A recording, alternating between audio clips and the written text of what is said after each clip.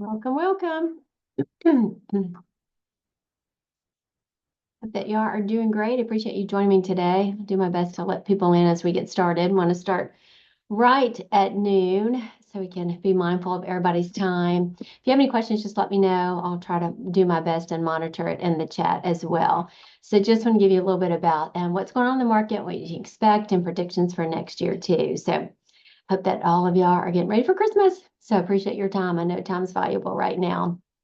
So a little bit about myself. I run your Key To Memphis team. So more than $2 billion in the area over the last 37, almost 38 years in February, which is crazy. Number one team in the state for EXP for Tennessee, and number two team with our previous real estate company, Daily News Journal, several top podcasts, and top 1% of realtors in Memphis, and one of the top 10 teams in Memphis as well. So if you don't know about me, Gary and I have been married. We just celebrated our 13th anniversary yesterday, actually. And so this is our four-legged child that we have at home, Stella. And then our oldest son lives in Colorado and has a child and expecting another one. So we're super excited about that. You know, love to travel, love to go to Colorado and see them. And then I'm involved in a entrepreneur mastermind this year, which is great. And that's the bottom picture too. So it's a lot of exposure to a lot of things, which is super exciting to help in the business. So future home pricing, that's the question. So in October 2024, the U.S. housing market experienced a slight uptick in foreclosure activity, with 30,784 properties filing for foreclosure, marking a 4% increase, so nothing in the scheme of things, from the previous month, but an 11% decrease year over year. So in Memphis, we actually were up 8.7%. So we went from 387 versus 356 last year. So not much at all. Affordability, all the things that are coming to play, you know, to keep the foreclosures down. So really not an issue. And as you can tell, when we had that moratorium, of course, 2021, you couldn't foreclose on anybody's home at that time. And then where the numbers are now compared to where they were, obviously, 08, 09, when all that was crazy, 2010 as it came down. So that is not an issue for us that we're experiencing right now. So days on the market has risen since 2021, which I think that you can see in your area that more homes are staying on the market for a longer period of time. Our days on the market actually is 53 for the year for all of our Memphis area. So we are seeing some longer days on the market to be expected. So which makes it more of a balanced market. Honestly, you weren't seeing this huge sellers market or a huge buyers market. So it's kind of more of a balanced market at this point. Inventory has risen since 2021, so that's a good thing, 953,000. We'll look at the Memphis market as well. This is across the nation at this point as well. But existing home sales are down. 2024 has probably been the bottom of what we've seen for sales, you know, in a long, long, long time. So it's been super slow this year as far as the number of transactions. So a little bit, of course, of looking ahead for 2025. I don't expect to see a meaningful increase in the supply of existing homes for sale until mortgage rates are back down the low 5% range. This is a prediction from Rick Sharga, who's with CJ Patrick Company. So I think this is probably a little extreme for what we're seeing. We're seeing more inventory, and we just looked at the numbers of people, you know, increasing. It may just mean a huge amount, you know, that's coming on the market. But, you know, I think there are more that are coming on the market, probably not as many based on if you're in a 2.5% or 3% unless there's some reason that you've got to move, you know, people are staying longer for that. And of course, affordability issues that we'll talk about as well. So mortgage rate predictions from these people, Fannie Mae, MBA, Wells Fargo, and the average of all three. So right in the sixes. So I think if you're a buyer and you need financing, that you just need to count on sixes to be a great rate. And it is a great rate, honestly. We're never, ever, ever going back to 2, 3%. You know, haven't ever seen that. We'll never see that in our lifetime again for that to happen. And then 6.5, a very good rate. You know, again, we do think the numbers like 5.5 when people really come off the sidelines and buy, but you know, it's not going to be 2025 for that to happen. So just expect for the rates to be in 6%. It's a projection. Again, if you want to look at a graph, that's where everybody is as well. You can see the green MBA, the dotted line Wells Fargo, and then the yellow Fannie Mae, still all about in the same percentage rate of where they think the rates are in the 6% range. Lower mortgage rates are expected to boost the housing market, but the lift will be modest, given continued tightness in the existing inventory and home buyers staying on the sidelines, expecting further rate declines. So a lot of people are waiting until fives, before they buy, unless there's some extreme situation or, life change that they need to go ahead and purchase now. So looking at the Fed, they predict what they do at their different meetings, and that's what we look at this. So the current target rate's 425 to 450. And so when they meet on January the 29th, the prediction, is 91% that the rates aren't changing. They're going to stay where they are. And then when we move out to March 19th, the target rate again, 50% think the Feds will stay at that rate, and then another 50% think we'll start seeing a decline then. Of course, here's the thing, we look at these dates and, the market's usually already made a shift by the time it comes. So just because you're looking for that date when the Feds meet doesn't mean that the interest rate will change, based on this. A lot of times it's already happened. But this is a prediction. And then May 7th, again, target rate, 40% thinks it'll stay, 47, or really 57, 58% thinks it'll be dropped by that point.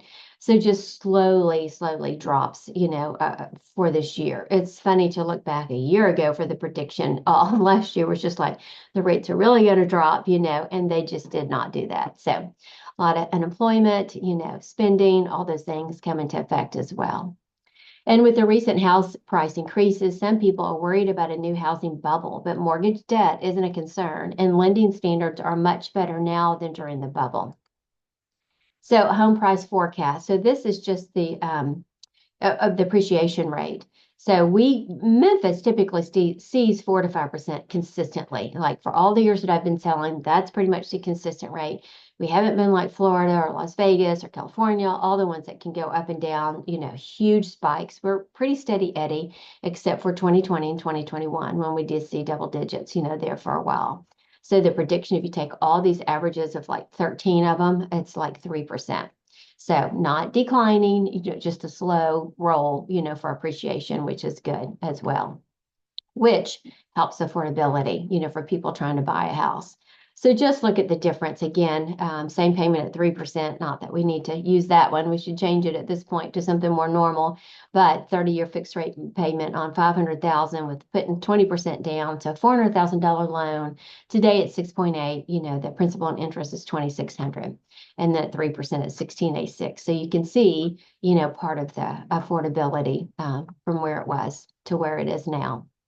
So looking ahead, this is Odeka with First American. My baseline expectation is that single-family home construction is poised to steadily increase, and we are seeing that with the builders that we represent and through town.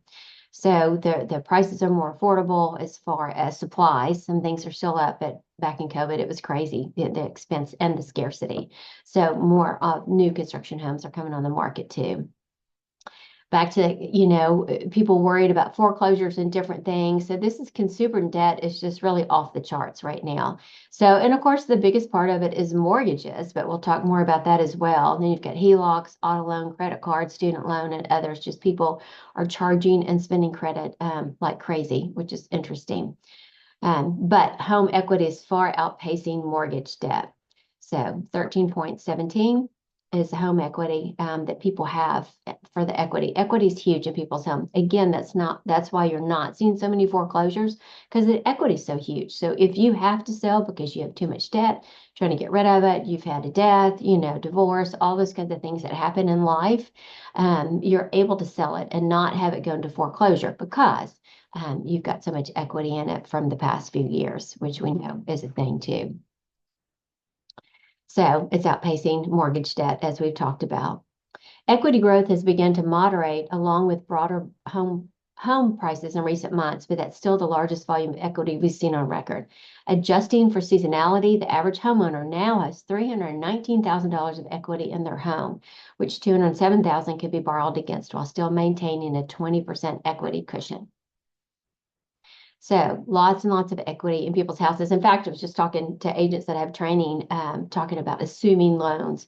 They're like, why would we not assume a loan, 2.5%, 3.5% kind of thing, which is a great question. But you have to, you have to have the money for the difference. So easy numbers, you have your house is worth 200,000, you owe 100,000 on 2.5%. You're thinking, why in the world would somebody not assume it? But guess what? You have to have the difference. So you have to have the $100,000 to be able to assume it. So that's why, we're not seeing any of those right now because of that. For a homeowner in the early stage of foreclosure, that equity helps them avoid a foreclosure sale, either by leveraging the equity to pay down past due mortgage bills or selling the property in order to protect the equity. So great options for that. Again, delinquency rates remain low just because of the equity that we're seeing.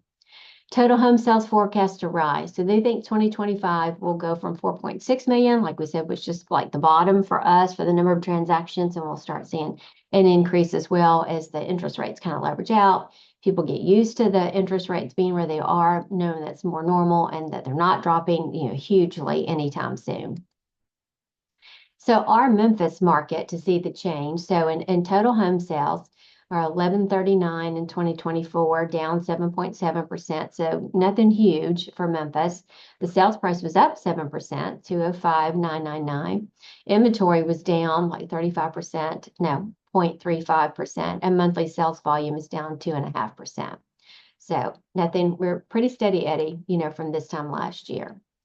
So let me go back. If you have any questions about anything, just email me. I answer all questions directly for that. But what I do want to say about that, as far as if you're thinking about putting your home on the market, in the coming months or this coming year, what we're seeing, we just looked at the numbers. Homes are staying on the market longer. Pricing is huge. So we've got to really take a strong look on pricing and to get your house ready, meaning staging, painting, could be carpet, all the things that we could kind of not have to do in the past 2 or 3 years, we totally have to do now. Buyers want to move in, not touch a thing. So it's builder grade carpet, not trying to spend a whole lot of money, but reach out to us. We're happy to come by and take a look at it and give you an estimate on what we think, the house will sell for, what the market's doing in your specific area to let you know about that. And then, of course, we have all kinds of resources to get anything done at a reasonable price. My whole goal is to spend $1 of your money to get you $3 back in return. So it's super important right now to be, the homes are moving fast. We're still having showings. So if it really looks right and it's priced right, they're still gone. But the ones that are staying on the market because they priced too high, or maybe they didn't want to paint, or maybe didn't want to do some things, then you can price accordingly. We're all about what's best for you and your needs and what you need to have done. But we've got all the resources for that. But again, reach out to me, Melissa at yourkeytomemphis.com. I'll answer all your questions. And if you want an updated value of your home in under your minute, just screenshot this for the QR code and it'll take you to an estimate. And we can look at it. It's like an algorithm, but it pulls a lot of information. So it's really good. It's a lot better than Zillow, per se, even though they still might be the same. But sometimes, it's just using algorithms. So we can go in and kind of look at it and tweak it if we need to do that as well to see what makes sense to you, or do a walkthrough. Come out for 15 minutes to kind of walk through the house to see what needs to be done. So anyways, I hope that that's kind of an overview of where we are and what we're looking at and what the market's going to be. Things will improve next year as far as number of homes coming on the market. And I do want to say, if you are a buyer right now, it's really kind of like prime time for you to buy. We're seeing sellers negotiate because you're seeing the longer days on the market. They're ready to move. People are moving in and town, out of town, jobs, different things like that. Why we all know people move, but we are seeing that you're able to negotiate more. And when more buyers get back into the market, realizing there's more opportunity and the rates are going to be where they are. And statistically, the year after election year, no matter who, what, whatever, is always good on both ends. So anyways, those are just things to be encouraged about as well. So again, if you have any questions about anything, let me know. Email me. Hope you scan this and look at the chat. No questions right now. So if you have any questions, just let me know. I hope you have a very Merry Christmas and hope to see you next year.